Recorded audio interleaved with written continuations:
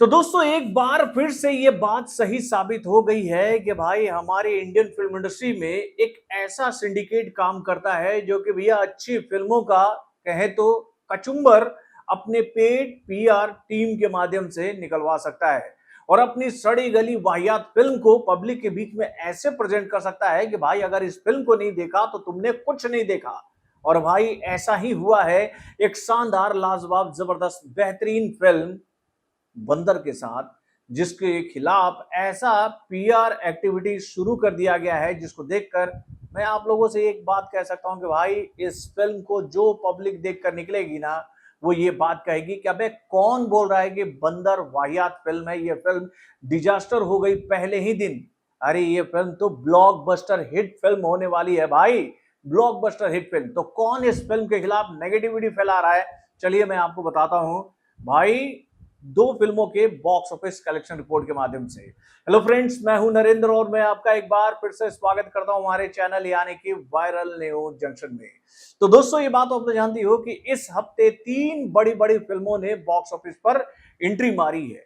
एक फिल्म तो भैया करोड़ों में बनी फिल्म है जिसको लेकर भैया हवा तो ऐसा बना था, उसका माहौल ऐसा क्रिएट किया गया था कि उसको देखकर ऐसा लग रहा था कि भाई ये फिल्म पुष्पा के ही तरह बॉक्स ऑफिस पर वर्क करेगी। लेकिन हुआ क्या, तो भाई ढाक के तीन पात यानी कि भाई इस फिल्म को हिंदी ऑडियंस ने ऐसे कचड़े के डब्बे में फेंका कि भैया उस फिल्म के मेकरों को ये बात समझ में आ गई कि भाई आप लोग जो ये साउथ वाला फंडा चलाते हो ना कि भैया हमारा हीरो देवता और देवता के सामने दानवों की क्या हैसियत, मतलब कि हमारा हीरो कुछ भी कर सकता है, वो आएगा बजाएगा सबकी लगाएगा और अपनी दुनिया खुद से बनाएगा, हमारा हीरो आएगा।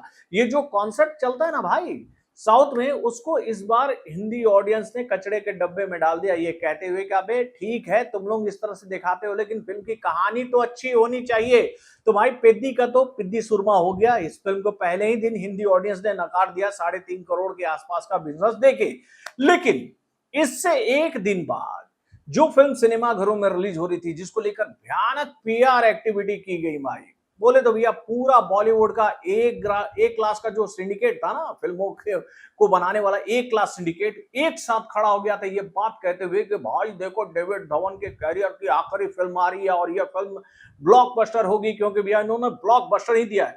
भाई इन्होंने नहीं, गोविंदा ने इनके लिए ब्लॉकबस्टर दिया है, तभी आज डेविड धवन का नाम लोग जानते हैं। नहीं तो भैया डेविड धवन के कैरियर से गोविंदा की फिल्मों को हटा दोगे ना तो भैया ब्लॉकबस्टर हिट फिल्मों की जो लिस्ट उनके साथ जुड़ी थी ना वो नदारत हो जाएगी भाई, नदारत हो जाएगी।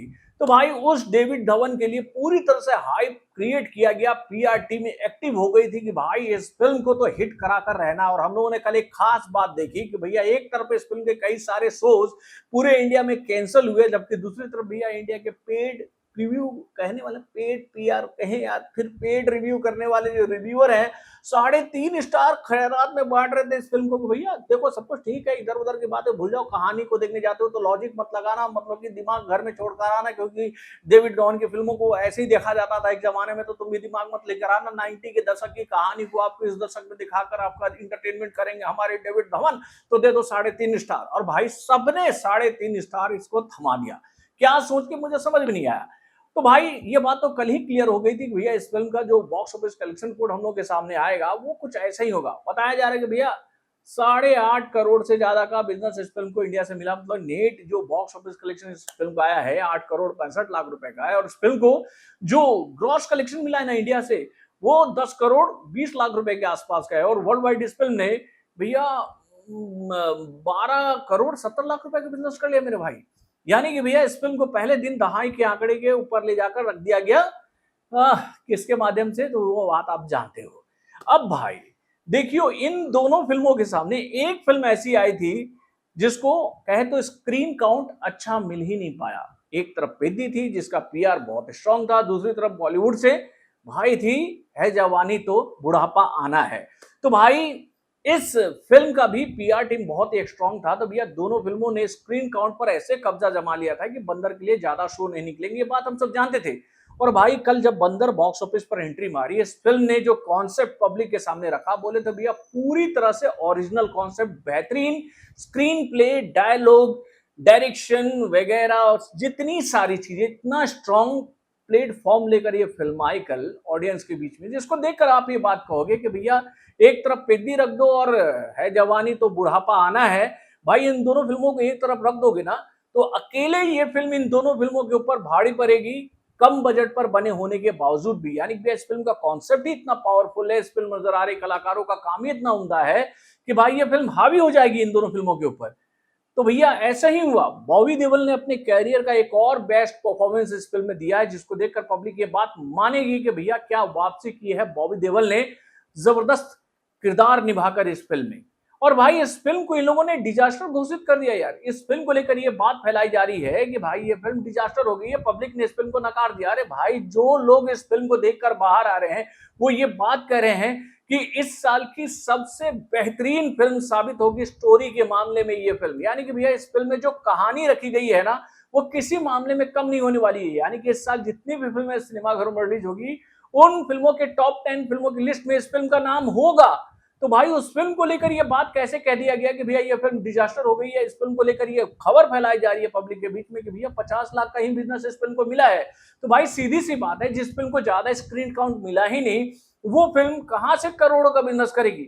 लेकिन इस फिल्म को लेकर मैं आप लोगों से एक बात कह सकता हूं कि भैया अगर इस फिल्म को ऑडियंस देखकर सिनेमा घर से बाहर निकलेगी नहीं तो कोई ऑडियंस जो है वो इस फिल्म के खिलाफ नेगेटिव वाइब तैयार नहीं कर सकता। इस लेवल का ये फिल्म बना है। तो भाई मुझे बहुत बुरा लगा बंदर के खिलाफ ये जो प्रोपेगेंडा तैयार किया गया ना इस फिल्म को डिजास्टर बताने वाला, उसको देखकर मुझे बहुत ही दुख हुआ कि एक अच्छी फिल्म का किस तरह से अनादर किया जा रहा है और दो वाहियात फिल्मों को इस तरह से सपोर्ट किया जा रहा है कि भैया ये दोनों फिल्में जो है वो इस बेहतरीन फिल्म के ऊपर भारी पड़ गए हैं। आप अपने कमेंट के माध्यम से मुझे जरूर बताइएगा कि अगर आप लोगों ने बंदर देखा है तो भाई आपको लग रहा है ना कि ये बंदर इन दोनों फिल्मों को छुछुंदर बना दिया है? इसी वजह से भैया इन दोनों फिल्मों की पीआर टीम जो है वो बंदर को दबाने की कोशिश करी है, क्योंकि भैया इनको अच्छे से पता है कि अगर बंदर की सच्चाई लोगों तक पहुंच गई तो इन दोनों फिल्मों के शोज जो है वो छीन कर बंदर को दे दिए जाएंगे, क्योंकि भैया बंदर बॉक्स ऑफिस पर सिकंदर बनने का मद्दा रखता है मेरे भाई। बॉलीवुड से जुड़े और भी कई सारे खबरों को जानने के लिए हमारे चैनल यानी कि वायरल न्यूज जंक्शन को लाइक सब्सक्राइब करना ना भूलिएगा और हमारे अपडेट्स को जानने के लिए बेल आइकन को जरूर दबाइएगा।